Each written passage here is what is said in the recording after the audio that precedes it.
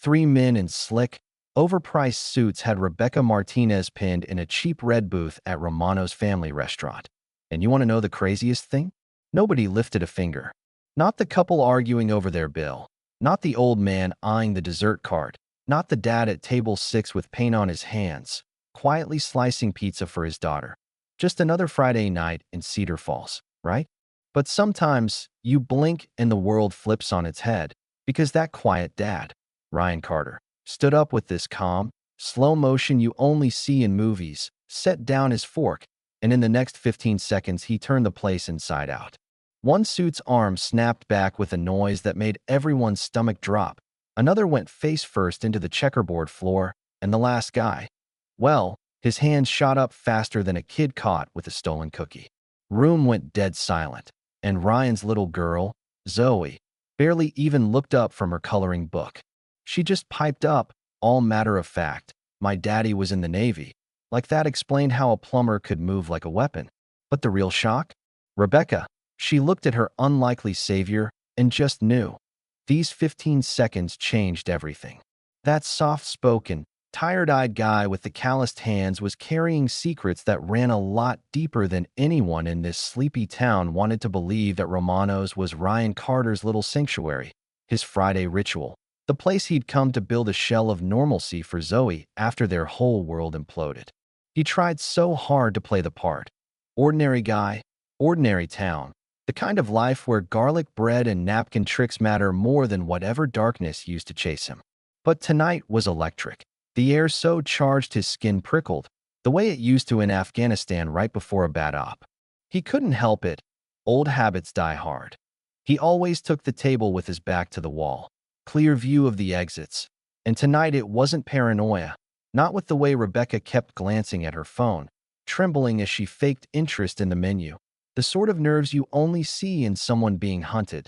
Zoe, sharper than most kids, leaned in, whispered, "Daddy, why does that lady look scared?" Ryan cut her another slice, kept his voice steady, but his eyes never stopped moving. Three guys in those suits strutted in, didn't wait for a hostess, didn't glance at a menu. The leader, gray at the temples, was built like he'd been knocking heads since high school football, and the other two flanked him with that too-tight military precision. He felt his muscles tense up, that steady seal breathing, and Zoe kept humming, oblivious that her safe, small world was about to go sideways. The leader slid into Rebecca's booth, all slow menace and crocodile smiles. "You've been avoiding our calls." She tried to stay steady, lawyer tough, but Ryan could see the cracks. "Find another lawyer," she said, but her hands were shaking. That's when the goon on her right knocked a plate off the table, the crash echoing like a gunshot. People started leaving. Waitress vanished. But the cops? Ryan knew they'd show up too late. Zoe's voice was small, worried, "Daddy." And right then, something old and cold inside Ryan woke up. He'd sworn off violence for her, for this little life he'd tried to build, but sometimes the past doesn't let you go. He stood, his chair scraping like a starter's pistol. Rebecca locked eyes with him, saw not the plumber, but the man who used to live and breathe danger. Ryan walked right up, voice low. "I'm just making sure my daughter can finish her dinner. Your business seems to be scaring people." The leader scoffed, tried to intimidate him, but Ryan was done being invisible. What happened next was surgical. 15 seconds, 3 bodies on the ground, the kind of controlled chaos only someone with serious training can pull off. The whole restaurant froze. Even Zoe stopped coloring for a second.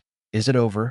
The leader spat, cradling his busted wrist, eyes full of hate that promised this wouldn't be the end. But Ryan's voice was like ice. "Yes. You leave her alone, and you stay away from this town. If you don't, we'll have another conversation, and you won't like it." That steely calm. The way everyone looked at Ryan now, they finally saw the man beneath the paint stains, and it rattled them. Ryan hated that feeling, the old adrenaline mixing with a new anxiety.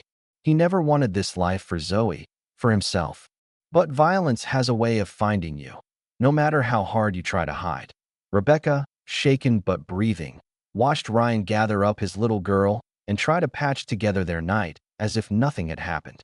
The cops arrived late, as predicted, and Ryan played the part, concerned citizen, just trying to help. But Rebecca was too sharp for the act. She cornered him later, out of earshot of Zoe, and said, "Those men work for Victor Castellanos. He's covering up a defense contract scandal. People have died. I need help." She saw right through Ryan, SEAL training, the pain he tried to mask. She even dropped a name that sucker punched him, Captain Benjamin Rodriguez, the man who'd saved his life overseas, Rebecca's father. The twist cut so deep Ryan nearly staggered. She was chasing justice for her father, and he was the last piece she needed. Ryan wanted to run, to protect Zoe from all of it, but as Rebecca laid out the evidence, flash drive, casualty reports, financials, he saw that this was bigger than any one family. Zoe, wise beyond her years, cut straight to the core. "But Daddy, you always say heroes help, even when it's scary. Are you going to help Miss Rebecca be a hero like Captain Rodriguez?" The moment hung heavy, and Ryan knew. Sometimes doing the right thing means walking straight into the fire. They made a pact, but on Ryan's terms. No unnecessary risks, Zoe's safety first. Rebecca agreed, offering her own house as a safe haven for all of them. Cable TV, art studio, the works, she said, and for the first time, Zoe smiled at the idea of an adventure. As they settled into that strange new home, Ryan realized strength isn't about facing darkness alone. It's about who you let stand with you. 3 months passed in a blur of late-night strategy, close calls, and new trust. Together, Ryan and Rebecca built an ironclad case, exposing Castellanos and his deadly scam. When the trial finally ended, and Castellanos was led away in cuffs, it wasn't the headlines or the victory speeches that mattered. It was the look on Zoe's face as she held up her painting of Captain Rodriguez for everyone to see. Family isn't just blood. It's forged in fire and choice. As they left the courthouse, Rebecca asked, "So what now?" Ryan just smiled. "Now we go home. All of us." Back at Romano's, the Friday table was set for 3. Life was still complicated, the past never fully gone, but now the future felt real, a little brighter, a little less lonely. And you know what? That's the thing about justice, about doing what's right, about family. You never really finish the fight. You just keep showing up. So tell me, if you were in Ryan's shoes, would you risk everything for justice, for a stranger, for a promise you made years ago? Or would you walk away? Let me know what you think, because honestly, sometimes the hardest battles are the ones we fight at home, and everyone's got a story that could change everything. You'd think taking down a guy like Victor Castellanos would be the end of the story, but real life isn't nearly that neat, you know what I mean? The day he went to prison, the phones at Romano's stopped buzzing for a little while. People whispered less when Ryan and Rebecca walked in with Zoe.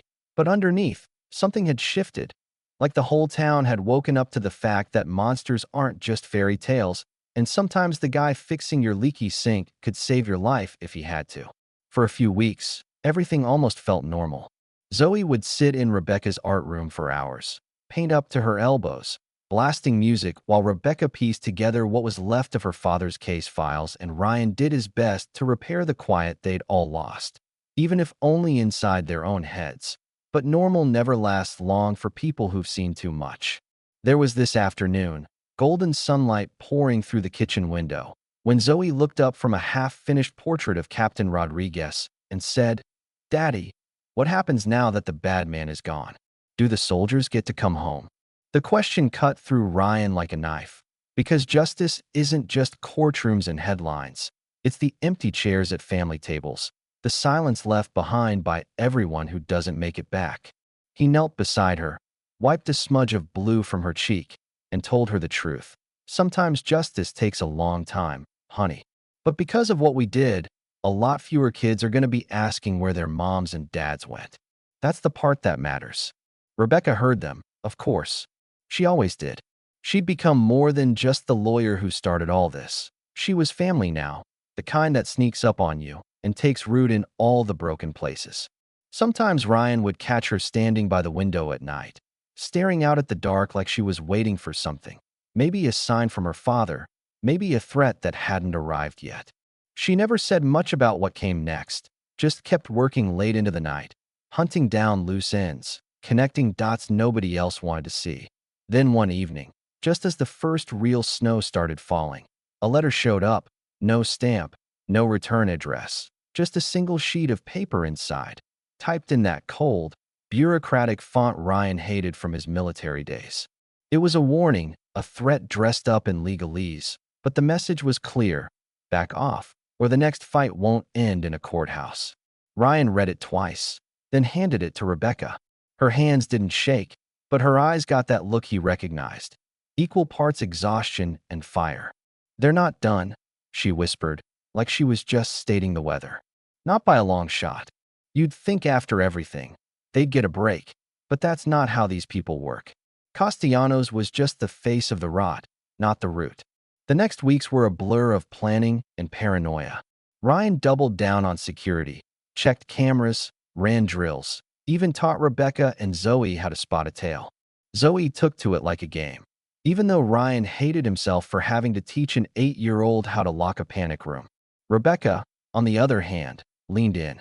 She started reaching out to other whistleblowers, talking to journalists, making noise in all the places where silence used to keep people safe. There was a night, deep into winter, when Ryan woke to the sound of breaking glass. His heart shot into his throat, instinct screaming as he grabbed the old service pistol he kept locked by the bed. But it was just a tree branch, heavy with ice, snapping under the weight of the storm. Still, he sat awake in the darkness for hours, listening for footsteps, for engines on the driveway. Anything that would mean the past had finally caught up.